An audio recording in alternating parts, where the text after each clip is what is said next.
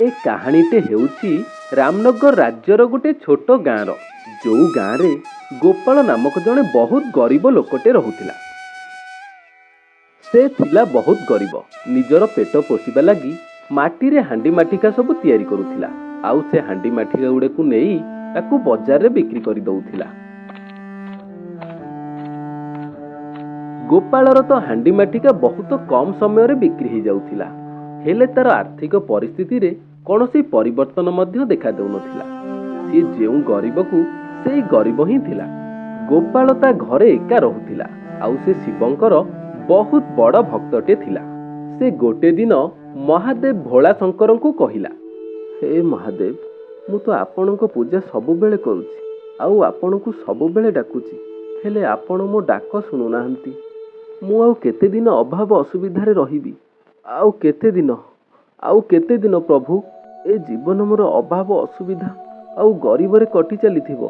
हे प्रभु, आपण किछि चमत्कार करंतु। प्रभु, आपण किछि चमत्कार करंतु। स्वामी, आपण ए कोन करूछंती? आपण गोपाल को सहाय्य कोन पई करू नाहंती? आपण कोन देखि पारु नाहंती से बिचरा केते जे अभाव असुविधा रे रहउची? देवी, तमे काहा कथा कहूछ? आउ काहा कथा कहिबी स्वामी? आपणक भक्त गोपाल कथा कहूची। आपण कोन देखि पारु नाहंती से केते अभाव असुविधा रे रहउची? से तो आपणक परम भक्त अटे, आउ तुमको सब बेले पूजा करूथाय। मते जणा अछि देवी। जणा थिले कोन हेबो प्रभु? आपण एते कठोर कोन पई? आपण तो आपणक भक्त मानको सहाय्य करंती, हेले आपण गोपाल को सहाय्य कोन पई करू नाहंती? मते तो ए सब देखि गोपाल ऊपर बहुत दया आसुची। आपण को कोन दया आसु नाही? दया तो आसुची देवी, हेले मु कोन करि परिबी? आपण कोन करिबे माने? प्रभु, आपण तार भाग्य को बदलै दियंतु, ता पाखरे धन रत्नर अभाव को दूर कर दियंतु। देखिबो, ता पाखरे बहुत टंका पैसा रहिले से बहुत सुख शांति रे रहिबो। कदापि नुहे पार्वती, तमे भूल भाबुछ। तार भाग्य रे जहा लेखा अछि सेहा ही घटिबो। स्वयं मु चाहिले भी एटा बदली पारिबनी देवी, एहा तो सृष्टिर नियम। मते आपण एते कथा कोंतु नाही।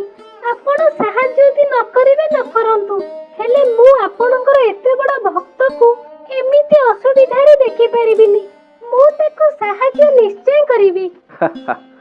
हो ठीक अछि देवी, तमे ताकू सहाय्य कर, हेले गोटे कथा मन रख देवी, भाग्यर लेखा केबे किए बदलै पारंती नाही। जहा तार भाग्य रे लेखा अछि सेहा ही घटिबो।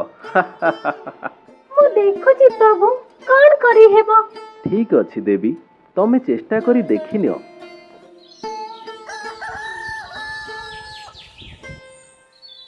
ता परदिन सकाळु सकाळु गोपाल बाजार को माठिया बिक्री करिबा लागि बाहरी जाउथिला।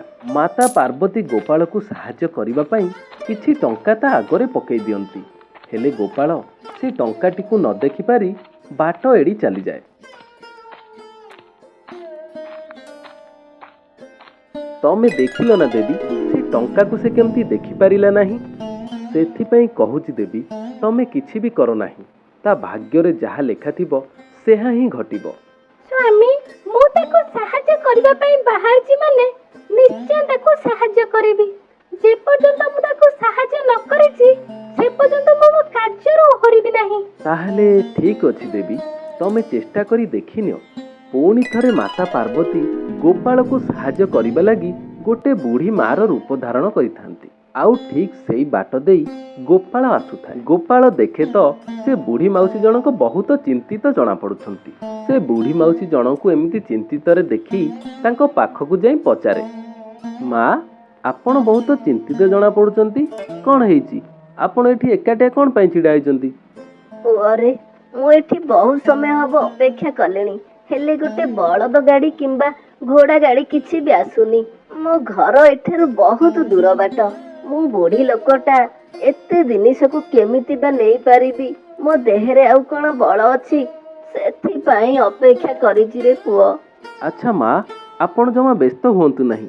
एठाकू तो घोड़ा गाड़ी किंबा बलद गाड़ी आसिया पई बहुत विलंब हबो। चलो, मु तमर जिनसपत्र तम घर पाखरे पहुंचई देबी।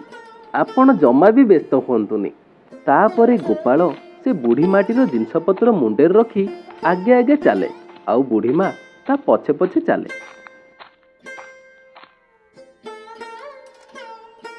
ପୁଅରେ ବାସ୍ ବାସ୍, ଏଇଠି ରଖିଦେ। ମା, ତମ ଘର ତ ମତେ କୋଉଠି କାହିଁ ଦେଖାଯାଉନାହିଁ। କାହିଁ ତମ ଘର? ପୁଅରେ, ମୋର ଘର ଦ୍ୱାର ବୋଲି କିଛି ନାହିଁ। ବହୁ ବର୍ଷରୁ ମୁଁ ଏ ମନ୍ଦିରରେ ରହି ଆସୁଛି। ଶୁଣୁ ପୁଅ, ଏଇ ନେ, ଏଥିରେ କିଛି ସ୍ୱର୍ଣ୍ଣ ମୁଦ୍ରା ଅଛି। ଏ ସ୍ୱର୍ଣ୍ଣ ମୁଦ୍ରାକୁ ତୁ ବିକ୍ରି କଲେ ଏହାର ବଜାର ମୂଲ୍ୟ ବହୁତ ଅଧିକ, ଯାହା ଫଳରେ ତୋତେ ଆଉ କିଛି ଅସୁବିଧାର ସମ୍ମୁଖୀନ ହେବାକୁ ପଡିବନି। ତୋର ସବୁ ଦୁଃଖ କଷ୍ଟ ଦୂର ହୋଇଯିବ। ହଉ ପୁଅ, ତୁ ଏଥର ଯା, ମୁଁ ମୋ ଘରକୁ ଯାଉଛି। ତାପରେ ଗୋପାଳ ସେ ସ୍ୱର୍ଣ୍ଣ ମୁଦ୍ରାକୁ ଆଣି ବାଟରେ ଘରକୁ ଫେରୁଥାଏ। ସେ ଫେରୁଥିବା ବାଟରେ ତା ପକେଟରୁ ସେ ସ୍ୱର୍ଣ୍ଣ ମୁଦ୍ରା ଗଳି ପଡ଼େ, ହେଲେ ତାକୁ ଟିକେ ବୋଲି ଜଣା ପଡ଼େ ନାହିଁ। ସେ ଯେତେବେଳେ ଘରେ ପହଞ୍ଚି ଯାଇ ଦେଖେ ତ ତା ପାଖରେ ସେ ସ୍ୱର୍ଣ୍ଣ ମୁଦ୍ରାଟି ନାହିଁ। ଆରେ, ମୋ ସ୍ୱର୍ଣ୍ଣ ମୁଦ୍ରା କୁଆଡ଼େ ଗଲା? ଲାଗୁଛି ବାଟରେ ଆସିଲା ବେଳେ ବୋଧେ କୋଉଠି ଗଳି ପଡ଼ିଛି। ହେ ଭଗବାନ, ମୋ ସହିତ ସବୁବେଳେ ଏମିତି କ'ଣ ପାଇଁ ହେଉଛି? ଲାଗୁଛି ମତେ ମୋ ଭାଗ୍ୟ ହିଁ ଖରାପ। ମତେ ଯେମିତି ଲାଗୁଛି ମୋ ଭାଗ୍ୟରେ କେବେ ଖୁସି ହିଁ ଲେଖା ନାହିଁ। ଦେଖିଲ ନା ଦେବୀ, ମୁଁ ତମକୁ କ'ଣ କହିଥିଲି? ହଁ ସ୍ୱାମୀ, ହେଲେ କିନ୍ତୁ ମୁଁ ଗୋପାଳକୁ ପଇସା ଦେଇକି ହିଁ ରହିବି। ହଉ ଠିକ୍ ଅଛି ଦେବୀ, ତାହେଲେ ପୁଣି ଦିଅନ୍ତୁ, ଦେଖନ୍ତୁ ପୁଣି କ'ଣ ହଉଛି। ତାପରେ ମା ପାର୍ବତୀ ପୁଣି ଥରେ ଗୋପାଳକୁ ପଇସା ଦେବା ଲାଗି ଆସନ୍ତି। ତମେ କେମିତି ଅଛ ଗୋପାଳ ଭାଇ? କିଏ ତମେ ଭଉଣୀ? ମୁଁ ତ ତମକୁ ଆଗରୁ କେବେ ଦେଖି ନାହିଁ।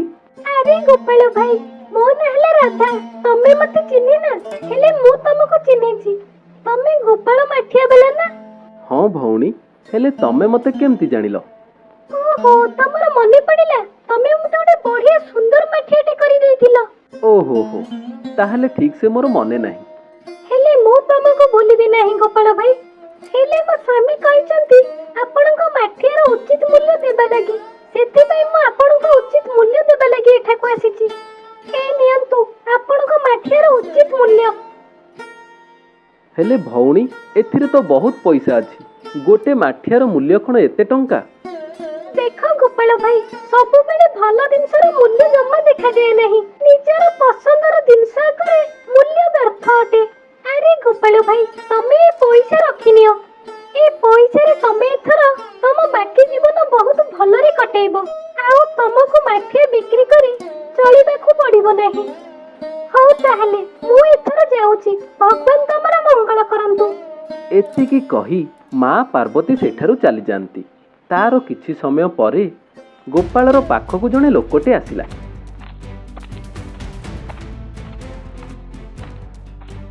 ଆରେ ଗୋପାଳ ଭାଇ, ଏତେ ସାରା ଟଙ୍କା କୋଉଠୁ ଆସିଲା ଭାଇ? ଆରେ ଭାଇ, ଏ ପଇସା ତ ମତେ ମୋ ହାତ ତିଆରି ମାଠିଆ ଲାଗି ମତେ ମିଳିଛି। ତାପରେ ଗୋପାଳ ସେ ଲୋକଟିକୁ ସବୁ କଥା କହିଲା।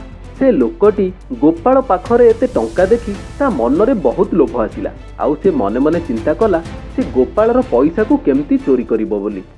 ତାପରେ ରାତି ହୋଇଯାଏ।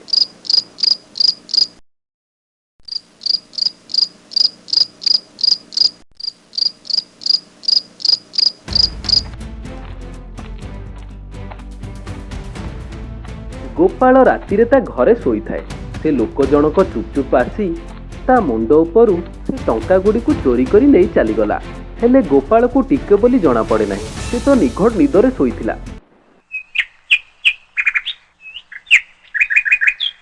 ଯେତେବେଳେ ଗୋପାଳ ସକାଳୁ ଉଠିକରି ଦେଖେ ତ ତାର ଟଙ୍କା ସବୁ ଚୋରି ହେଇସାରିଛି। ଏ କଥାକୁ ସେ ଭାବି ବହୁତ ମନ ଦୁଃଖ କଲା, ଆଉ କାନ୍ଦି କାନ୍ଦି ଭଗବାନଙ୍କୁ କହିଲା, ହେ ଭଗବାନ, ଇଏ ମୋ ସହିତ କ'ଣ ଘଟି ଯାଉଛି? ବହୁତ ସାରା ଟଙ୍କା ମିଳିଥିଲା, ହେଲେ ସିଏ ବି ଚୋରି ହେଇଗଲା। ଯେତେବେଳେ ବି ଟଙ୍କା ମିଳୁଛି ସେ ସବୁ ଚୋରି ହେଇଯାଉଛି। ହେ ଭୋଳା ଶଙ୍କର, ଇଏ ଆପଣଙ୍କର କେଉଁ ପ୍ରକାର ଲୀଳା? ହାୟ ରେ ହାୟ, ମୋର ଫଟା କପାଳ। କ'ଣ ମୋ କପାଳରେ ଏଇଆ ଲେଖା? ଯଦି ପରିଶ୍ରମର ମୂଲ୍ୟ ପାଖରେ ନ ରହିବ ତାହେଲେ ପରିଶ୍ରମ କରି କି ଲାଭ? କ'ଣ ହେଲା ଦେବୀ, ତମେ ବହୁତ ନିରାଶ ଜଣା ପଡୁଛ। କ'ଣ ତମେ ଗୋପାଳ ପାଇଁ ବହୁତ ଦୁଃଖୀ ଅଛ? ହଁ ସ୍ୱାମୀ, ମୁଁ ଗୋପାଳକୁ ସାହାଯ୍ୟ କରିବା ପାଇଁ ବହୁତ ଚେଷ୍ଟା କଲି, ହେଲେ ମୁଁ ସେଥିରେ ସଫଳ ହେଇପାରିଲିନି। ତମେ ଠିକ କହିଥିଲ ସ୍ୱାମୀ, ଭାଗ୍ୟର ଲେଖାକୁ କେବେ କେହି ବଦଳେଇ ପାରିବେ ନାହିଁ। ହଁ ଦେବୀ, ମୁଁ ତ ତମକୁ ପ୍ରଥମରୁ କହିଛି କି କି ଭାଗ୍ୟର ଲେଖାକୁ କିଏ କେବେ ବଦଳେଇ ପାରିବେନି। ଦେଖ ଦେବୀ, ତମେ ପଇସା ଦେବା ଯୋଗୁଁ ସେ ଆଜି ଉପାସରେ ରହିଛି। ଆଗରୁ ଯେତେବେଳେ ସେ ପରିଶ୍ରମ କରୁଥିଲା କେବେ ବି ଭୋକିଲା ରହିନି। ପ୍ରଭୁ, ବିଚାରା ବହୁତ ଅସୁବିଧାରେ ଥିଲା ନା, ମୁଁ ତ ତାକୁ ସାହାଯ୍ୟ କରିବା ଲାଗି ଏସବୁ କରିଥିଲି। ମୁଁ ଆପଣଙ୍କୁ କହିଥିଲି ନା ଦେବୀ, ଗୋପାଳର ଭାଗ୍ୟ ବଦଳେଇବା ଆମ ହାତରେ ନାହିଁ।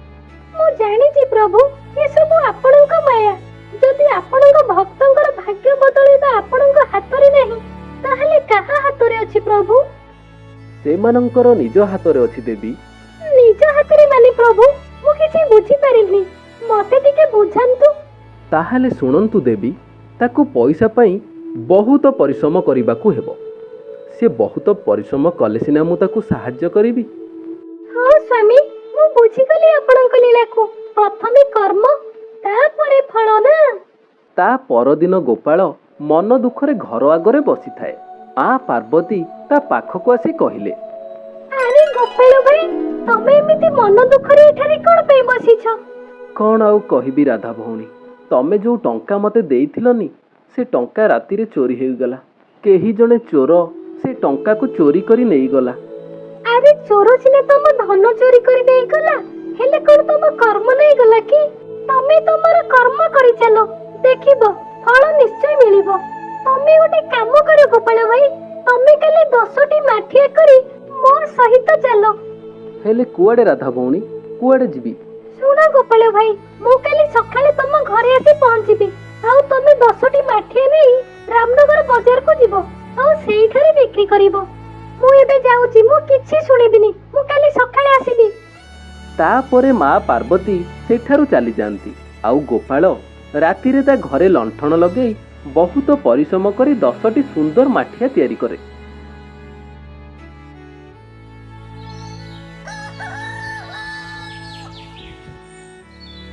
ତା ପରଦିନ ସୁନ୍ଦର ସକାଳ ହୁଏ। ମା ପାର୍ବତୀ ସକାଳୁ ସକାଳୁ ଆସି ଗୋପାଳର ଘର ଆଗରେ ଡାକ ଛାଡନ୍ତି। କଣ ହେଲା ଗୋପାଳ ଭାଇ, ମାଠିଆ ସବୁ ତିଆରି ହେଇଯାଇଛି ତ? ହଁ ରାଧା ଭଉଣୀ, ମାଠିଆ ସବୁ ତିଆରି ହେଇଯାଇଛି। ତାହେଲେ ଆଉ ଡେରି କର ନାହିଁ, ଏଥର ଚାଲ।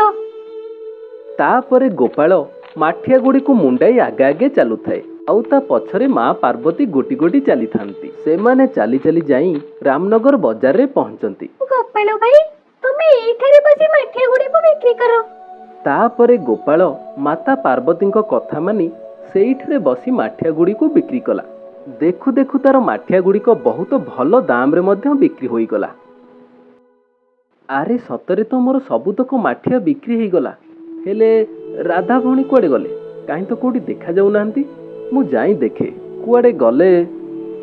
ତାପରେ ଗୋପାଳ ରାଧା ଭଉଣୀକୁ ବହୁତ ଖୋଜେ, ହେଲେ ସେ କେଉଁଠାରେ ପାଏ ନାହିଁ। କିଛି ବାଟ ଗଲା ପରେ ଦେଖେ ତ ରାଧା ଭଉଣୀ ମନ୍ଦିରକୁ ଯାଉଛନ୍ତି। ଆଉ ସେ ଠିଆ ହୋଇ ଲକ୍ଷ୍ୟ କଲା, ସେ ଦେଖେ ତ ରାଧା ଭଉଣୀ ସେ ମନ୍ଦିର ପାଖରୁ କୁଆଡ଼େ ଉଭାନ ହେଇଗଲେ। ଏ ଘଟଣାକୁ ଦେଖି ସେ ବହୁତ ଆଶ୍ଚର୍ଯ୍ୟ ହେଇଗଲା, ଆଉ କହିବାକୁ ଲାଗିଲା, ମା, ମୁଁ ଏଥର ସବୁ ବୁଝିଗଲି ମା। ଏଥର ମୁଁ ଜାଣିଗଲି କର୍ମଠାରୁ ଭାଗ୍ୟ ବଡ଼ ହୋଇନଥାଏ। ତମେ ମୋର ଆଖି ଖୋଲିଦେଲ ମା। ମୁଁ ଆଜି ଜାଣିଗଲି ମା, ଭାଗ୍ୟଠାରୁ କର୍ମ ହିଁ ବଡ଼ ହୋଇଥାଏ। ଯଦି ଆମେ କର୍ମ କରିଚାଲିବା ତାହେଲେ ଭାଗ୍ୟ ନିଶ୍ଚୟ ଆମ ପାଖରେ ହାର ମାନିବ। ସେଇଦିନ ପରଠାରୁ ଗୋପାଳ ବହୁତ ପରିଶ୍ରମ କରି ମାଠିଆ ଗୁଡ଼ିକ ତିଆରି କରେ, ଆଉ ସେ ମାଠିଆ ଗୁଡ଼ିକୁ ନେଇ ବଜାରରେ ବିକ୍ରି କରେ। ଏମିତି ବହୁତ କଠିନ ପରିଶ୍ରମ କରି କରି ଗୋପାଳ ଦିନେ ବହୁତ ବଡ଼ ଲୋକ ହୋଇଯାଏ। ଏଥର ତାର ବାକିତକ ଜୀବନ ବହୁତ ସୁଖ ଶାନ୍ତିରେ କଟେ।